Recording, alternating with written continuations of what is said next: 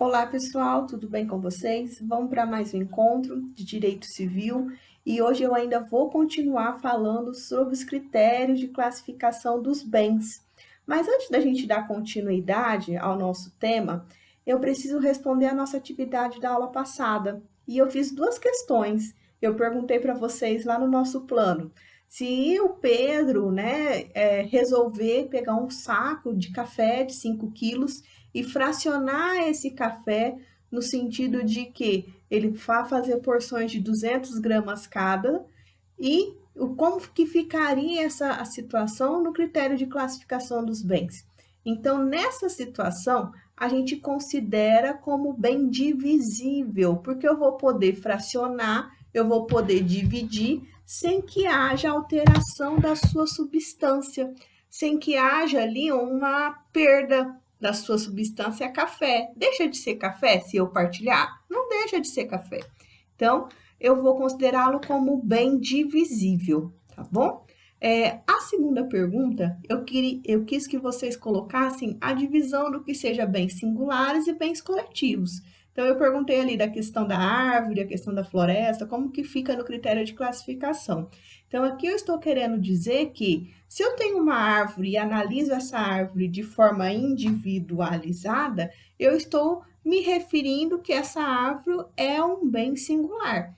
Mas, se eu estou analisando sobre uma perspectiva de floresta, se eu estou analisando essa reunião de árvores, que assim podemos dizer, eu vou estar me referindo a um bem coletivo. Então, pode ser que seja considerado como bem coletivo.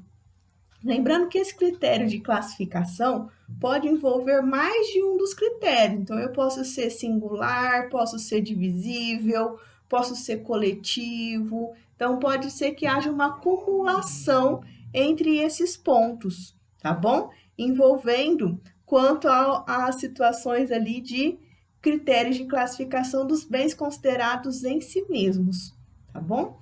Mas agora nós vamos traçar para uma outra análise. Se nessa classificação da aula anterior nós estávamos nos referindo aos bens reciprocamente considerados em si mesmos, então analisando esses bens por um critério particular, seu critério individual, eles próprios. Agora a gente vai analisar os bens reciprocamente considerados. Então aqui eu estou me referindo a situações, a coisas em que uma demanda a outra. Eu vou analisar sobre a perspectiva dessa união, né, dessa mescla da necessidade de um acompanhar o outro ou não. Então, eu vou analisar eles ambos sobre os dois aspectos, e não como um único bem, como uma única situação, né? Seja se ele é indivisível ou indivisível, se ele é singular ou se ele é coletivo.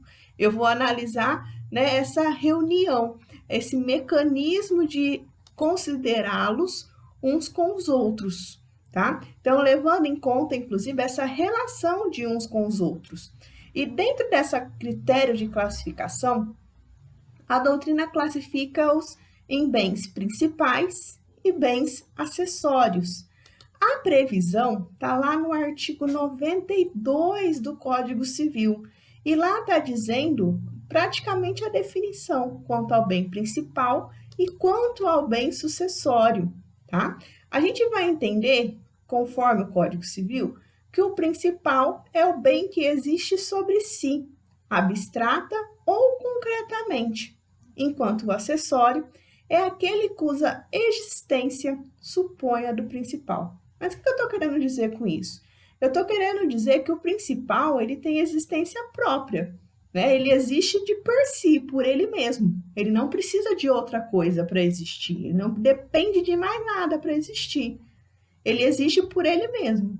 Já o acessório, ele sempre depende da existência do principal. Então, ele não vai existir se o principal não existir, né? Daí a gente falar que ele é acessório, ele depende do principal para ele poder existir, tá bom? Mas está um pouquinho ainda subentendido. Vamos dar alguns exemplos. É só a gente imaginar, por exemplo, se a gente está se referindo ao solo, por exemplo. Então, a gente estava falando de bem imóvel, né? Vamos pensar no solo, nas graminhas, na terra, tá? Se a gente fala em solo, a gente analisa o solo como principal, né? Como bem principal. O solo não existe por ele mesmo, né? O solo, a terra, ele não vai existir por ele mesmo? Vai. Mas eu posso dizer que uma árvore, que até a própria graminha, ela segue o principal? Ela depende do principal, que é o solo? Existe árvore sem solo? Não existe. Existe graminha sem solo? Não existe. Então, percebam que ela precisa, ela demanda acessório, segue o principal. Daí, esse contexto de bens principais e acessórios. Um basicamente depende do outro. E é aí que a gente vai analisar agora de forma mais pormenorizada, tá bom? Percebam que quando a gente fala no critério de bem principal, eu estou analisando o seu viés também econômico. Eu estou analisando aqui, né, a função econômica, que vai estabelecer essa relação de dependência, que vai envolver o bem acessório, tá bom? Inclusive, dadas as consequências de uma em relação à outra, a gente vai ter que apontar os seguintes fatores, os seguintes pontos. Então, registrem aí. Primeiro ponto. O primeiro ponto vai dizer que a natureza do acessório é a mesma do principal. Então, se eu vou entender que o solo é bem principal e que a árvore, né, ou melhor, que o solo é um bem imóvel, consequentemente, a árvore que está ligada a esse solo, anexada a ela, também será bem imóvel. Então, inclusive dado o princípio da gravitação jurídica, tá? Uma coisa se vincula à outra. A natureza do acessório vai ser a mesma do principal. Próximo item. O acessório acompanha o principal em seu destino. Então, quando a gente fala que o acessório sempre segue o principal, é até o final da sua existência. Mas percebam que o contrário não acontece. O principal não precisa do acessório para existir. Então, daí uma peculiaridade. Se a gente, por exemplo, tem uma situação de obrigação de entregar algo, entrega de coisa, essa entrega vai abranger os seus acessórios como um todo, tá? Então, se eu for entregar, se eu tenho o encargo de entregar alguma coisa, uma mercadoria, todos os encargos serão acrescentados. Então, não tem como fugir, uma coisa vai ser vinculada à outra. Além disso, tá? O proprietário do principal é também proprietário do acessório. Então, é óbvio que a gente vai entender que, por exemplo, o proprietário da árvore vinculada também é o mesmo proprietário dos frutos que dão nessa árvore, não é verdade? Então, se eu sou dono da árvore, né, do pé de laranja, né, do pé de manga, da goiabeira, as frutas, os frutos ali que são colhidos, também são de minha propriedade, certinho? Então, nós temos essas consequências, esses fatores no que diz respeito à ligação entre o principal e o acessório. Vamos falar agora quanto às diversas classes dos bens acessórios. Isso está em previsão lá no artigo 95, que vai dizer assim: ainda não separados do bem principal, os frutos e produtos podem ser objeto de negócio jurídico. E daí a gente vai entender qual a diferença, então, do que seja produto, do que seja fruto. Anotem aí. Quando eu me refiro a produto, eu vou entender que os produtos, eles são utilidades, mas eles retiram da coisa, do bem, diminuindo-lhe a sua quantidade. Então, aquilo que lhe foi retirado não volta mais, vai diminuir a sua quantidade. Então, se a gente pegar, por exemplo, o doutrinador Carlos Roberto Gonçalves ou Washington de Barros Monteiro, eles vão dizer assim: É só a gente imaginar que eu tenho pedras preciosas. Se eu tirar essa pedra, eu estou esgotando quanto ao mineral. Então, é um bem, de certa forma, escasso. Vai ter diminuição da sua quantidade. Analisado sobre essa perspectiva, tá? Porque quando a gente analisa isso para critérios de Constituição Federal, por exemplo, a gente vai entender que, para fins de Constituição, as jazidas de minérios, de pedras preciosas ali, eles vão considerar como situações de garantia constitucional e que para isso são consideradas principais. Então a gente imagina hipoteticamente, porque quando a gente está falando num critério de exploração econômica e que eu consigo renovar esses meios, é só a gente pensar, exploração de minérios de ouro, pensar lá em Minas Gerais, por exemplo, né? Que eu ainda consigo lucrar, eu ainda não tenho produto.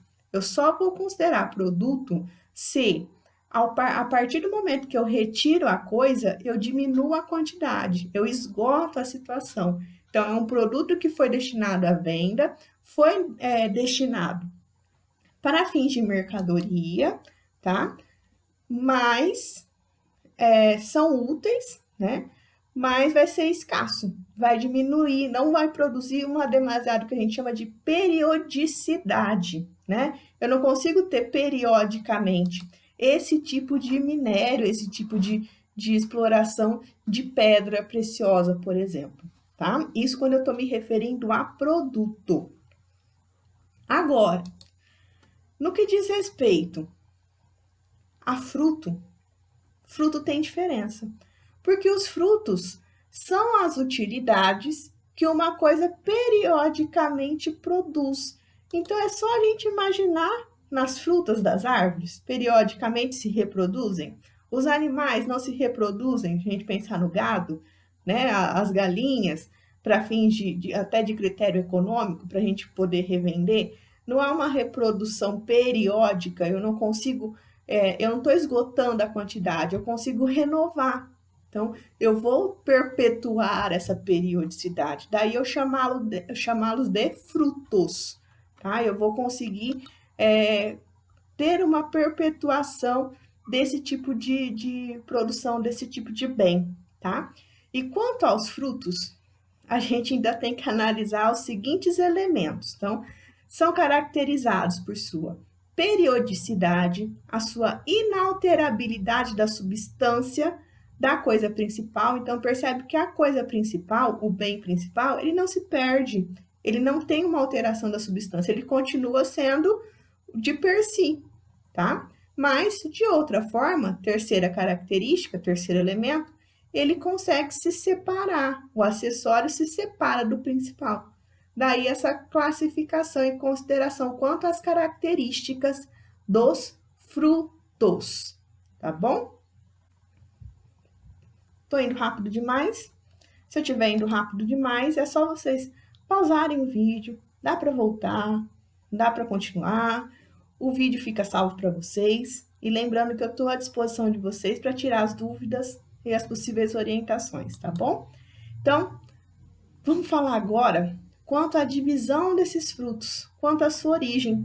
Porque quanto a essa classificação dos frutos, a gente falou das características, quanto à sua origem pode ser natural, e aqui eu estou dizendo, tá? Porque elas se desenvolvem periodicamente de forma orgânica, que a própria natureza faz esses frutos produzirem, como, por exemplo, os frutos das árvores, os vegetais, as crias dos animais. Mas eu posso me referir às situações industriais, porque ali vai ter a força do homem. Então, pensando na produção de fábrica, por exemplo, tá?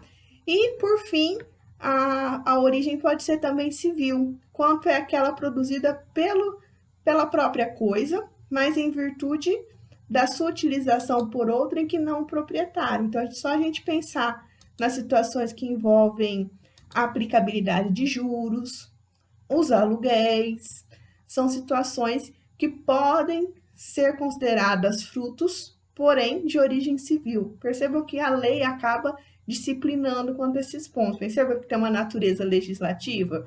Então, quando vai carregar no contrato juros, quando eu estou envolvendo o aluguel de alguma coisa. Então, aqui é fruto por questões de natureza civil.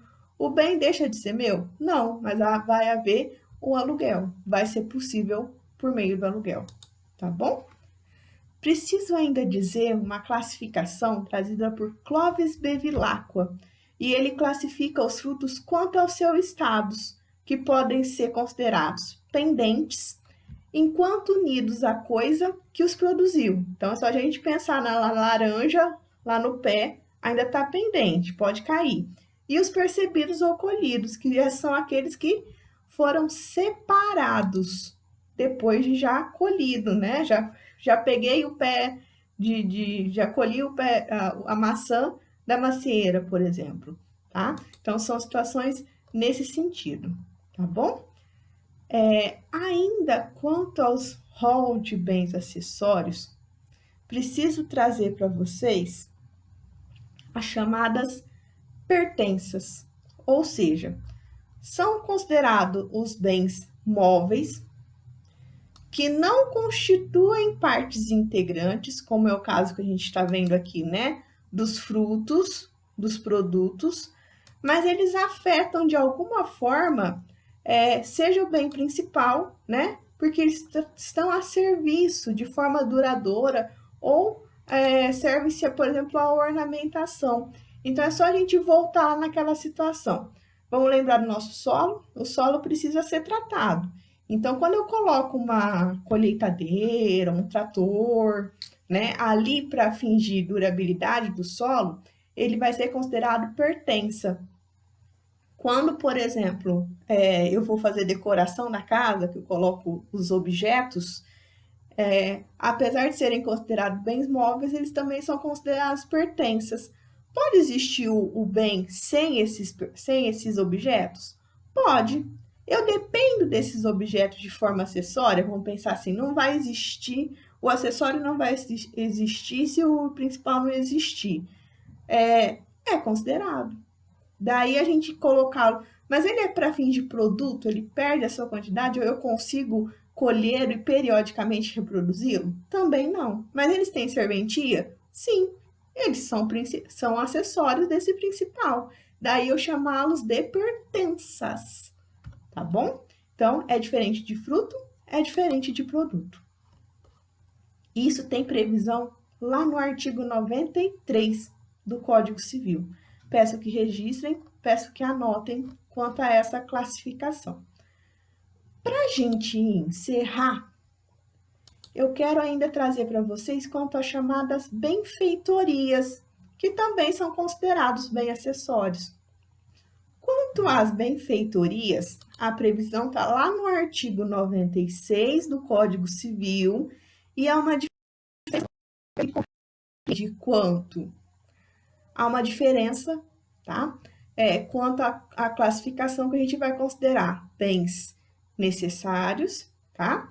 A situação de benfeitorias necessárias, úteis e voluptuárias ou luxuosas, a depender do doutrinador que assim o classifique, tá?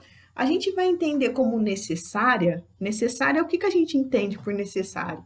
Aquilo que realmente é preciso, seja para conservação, né, para não deteriorar, para não se perder aquele bem, tá? E seja para a gente pensar que ela não se deteriore e para fins de conservação. Então, a gente vai entender as necessárias como esse critério de que é necessário para a conservação, para evitar perecimento. Já as úteis, a gente vai verificar como uma forma de melhoramento, as benfeitorias vêm nesse sentido de melhora da coisa, né? Seja porque necessárias para conservação, para evitar deterioração, mas pode ser úteis, no sentido de que a gente está ampliando, está aumentando aquela coisa, aquele bem, mas no sentido de melhoria que vai ser útil para aquela coisa. Então, é só a gente imaginar, por exemplo, que foi construída uma garagem naquela casa, sendo útil agora para poder estacionar os carros. Ou a construção de mais um banheiro, ou de mais um quarto, ou a construção da varanda, tá? Perceba que essa benfeitoria, essa melhoria no bem, não é para conservação ou deterioração, mas é para ser útil para os moradores, para quem vai estar ali usufruindo desse bem. É diferente das chamadas benfeitorias voluptuárias, que são aquelas luxuosas. Então, é só a gente imaginar aquelas casas que tem aquelas cascatas, que tem fonte, que tem lago artificial. São situações em que eu preciso daquilo realmente? É necessário? É útil eu ter esse tipo de bem comigo, né? Ou com outra pessoa? Acaba sendo objeto de luxo, né? Por isso que alguns autores assim o chamam de luxuoso, voluptuário. Então, dá essa característica. Mas vocês percebem que a gente não vai ter uma classificação única, tá? Um bem não pode ser considerado somente útil, somente necessário. Vai depender do contexto. Pode ser que ele seja necessário, pode ser que ele abranja situações de benfeitoria necessária e benfeitoria útil. É só a gente imaginar uma piscina, por exemplo. Carlos Roberto traz essa situação. Se a gente analisar a piscina, ela pode servir como bem até voluptuário, a depender do contexto. Uma coisa é a gente analisar uma piscina numa casa. Será que ela tem utilidade? Agora, se a gente pensar numa escola de natação, pode ser que ela seja útil? Ou até mesmo ser necessária para a conservação do clube? Aquela piscina não é necessária? Né? Ou a situação de útil. Ou pode envolver os dois, pode ser necessária e útil. Então, vai depender do contexto. A gente vai ter que analisar cada caso. Percebam que os bens, eles acabam se cumulando, eles podem ser somados quanto à sua classificação, tá bom? Agora eu encerro, fico à disposição de vocês para possíveis dúvidas, orientações e respondam a atividade da aula de hoje. Até o nosso próximo encontro.